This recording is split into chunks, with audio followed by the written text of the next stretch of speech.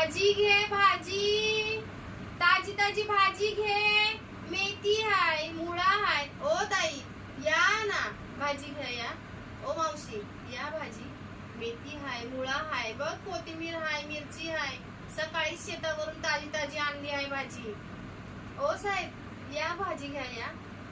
बोला साहेब बोला, कोणची भाजी देऊ? इथं सगळ्या भाज्या इकायलाच आणलेल्या आहेत. तुम्हाला कोणची हवी ती बोला.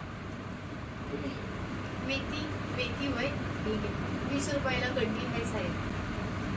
नाही हो नाही हो साहेब, 10 रुपयाला गड्डी नाही परवडायची.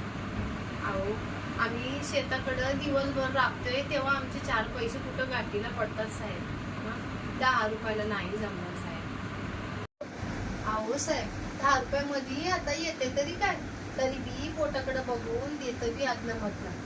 पण सकाळपासून तर तुम्ही पहिलंच गिऱ्हाईक खायचा आणि पहिल्याच गिऱ्हाईकाला माघारी धाडणं म्हणजे लक्ष्मीलाच नाकारल्यावानी होते बघा. तुमचं नाही माझं नाही, 15 रुपयाला घ्या साहेब गड्डी. आता कसला विचार करताय साहेब, घ्या की बिगी बिगी. दुसरा गिऱ्हाईक बी खोळंबलाय.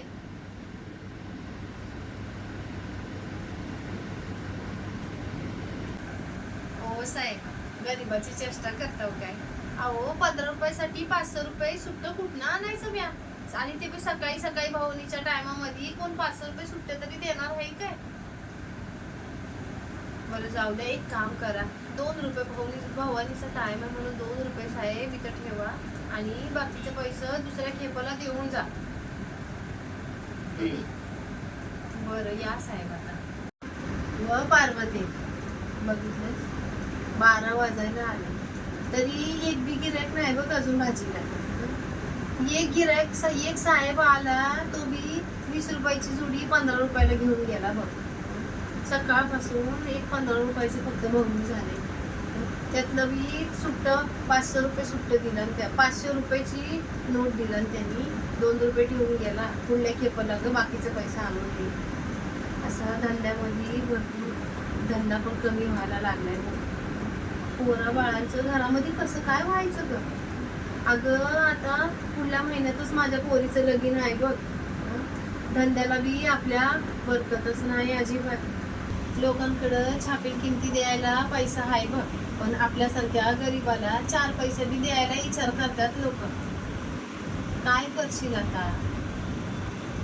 जाऊ दे आता, तो परमेश्वरच बघल ग बाई. परमेश्वरा बघ रे बाबा, महिन्यावरती माझ्या पोरीचं लगीन आलंय. आता धंद्यामध्ये बरकत दे रे बाबा. भाजी घे, भाजी. ए ताई ये ग बाय, भाजी घे ये. बघ पालक हाय, मेथी हाय, ताजी ताजी हाय.